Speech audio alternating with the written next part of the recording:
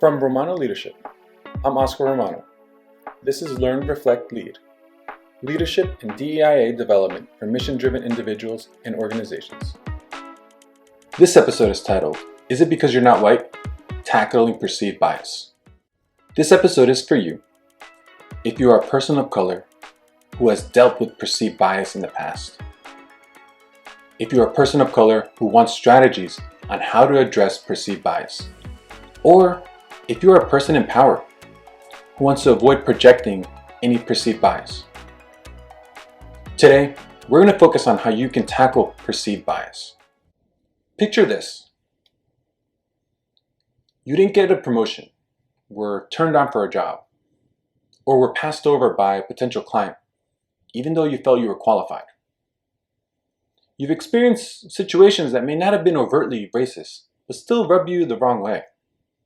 Were they microaggressions, you might ask yourself? You don't want to overreact or be, overly cynical.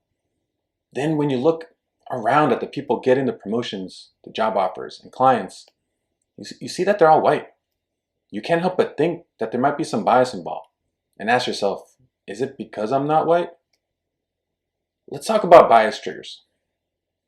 Conscious or unconscious racial or ethnic bias can be triggered in different ways. For example, physical features.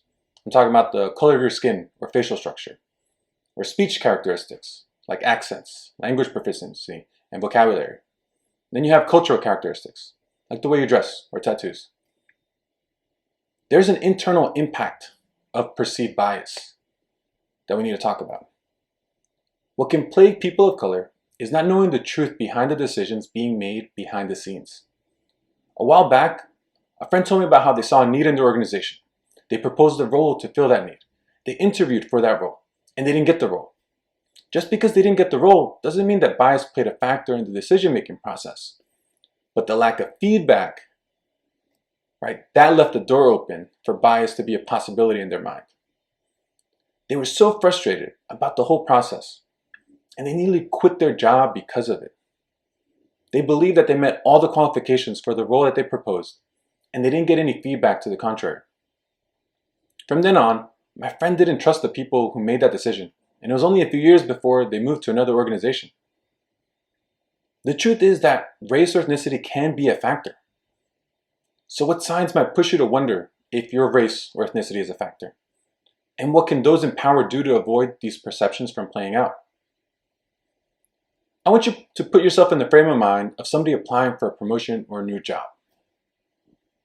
Here's some signs that might push you to think that race or ethnicity could be a factor in the decision-making process, along with suggestions for people of color and those in power on how to deal with it. Number 1, you don't get any specific or relevant feedback. When you don't get any specific or relevant feedback after receiving a rejection, it's easy to assume there weren't any legitimate reasons for the decision. So suggestions for people of color. At the end of an interview, ask them if they have any feedback about your performance. It's okay to take initiative. And suggestions for those in power. Make sure you provide specific and relevant feedback versus something like, oh, you're not a good fit. Number 2, they probe you about your relationship to their network. It seems like they're looking for somebody who has already vouched for you, rather than evaluate you based on your knowledge and skills. So suggestions for people of color. Pivot the conversation in a way that allows you to highlight your qualifications and experience. And suggestions for those in power. Ask yourself why their connections matter so much, and make sure you have a better answer than, it's good to know that they were vetted by somebody I trust.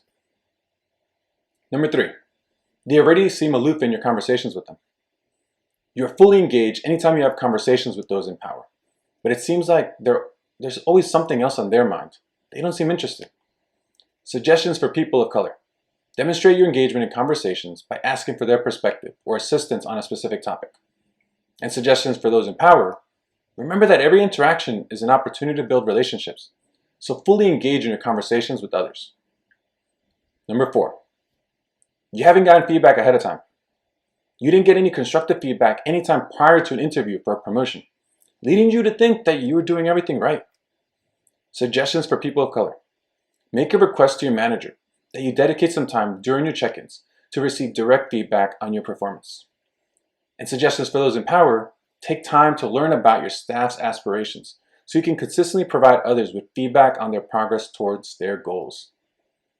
Number 5, you see the same type of people, different from you, in the roles you are aiming for. When you don't see people who look like you in the spaces you're aiming for and don't see any plans to address it, that can leave you disillusioned. Suggestions for people of color. Reach out to a trusted figure in the organization with whom you might feel comfortable talking about your potential future there. See if diversity is something they're working toward. And suggestions for those in power. Regularly conduct an equity audit around the staffing in each level of your organization to help you determine where additional representation might be needed. Even if you're able to handle perceived bias in the moment, it doesn't mean that you can get over it that easily. Here's how to rebuild yourself after experiencing perceived bias. So, what should you do in these situations? How do you get past it? Well, for me, I've learned to focus on my mentality first and foremost. I haven't found any point in dwelling on a situation. Instead, I push myself to strive toward making others regret passing me over. It's easy to think you're not good enough when the complete opposite is true. So how do you build yourself back up? What does a focus on your mentality look like? First, review your qualifications and accomplishments. In a previous video, I brought up the idea of championing yourself by owning, knowing, and sharing your accomplishments. The strategies I brought up there could serve well in this situation too. One strategy simply involves keeping a running list of all your accomplishments to help you remember all the successes you've already had in your life. This can help you gain perspective. Second, lean on your mentors and friends. Outside perspectives can help ground you if you find yourself amidst an internal negative spiral.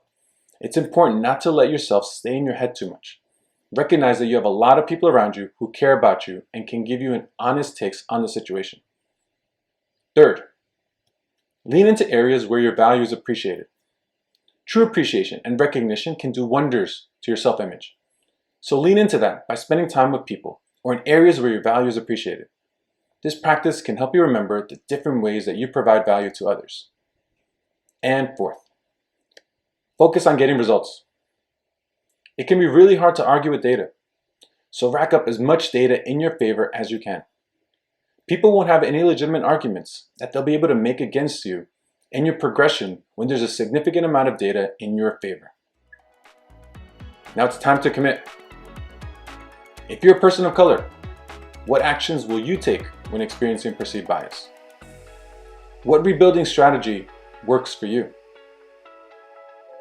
And if you're a person empowered, what commitments do you make to avoid projecting any perceived bias? Let me know how it goes. Thanks. That's it for this episode of Learn, Reflect, Lead. Thank you for watching on YouTube or listening via podcast. If you're interested in more, you can find me at romanoleadership.com or connect with me on LinkedIn at Romano Leadership. If you like this episode, please share it with your friends, subscribe, and leave a review. I'm Oscar Romano. Until next time.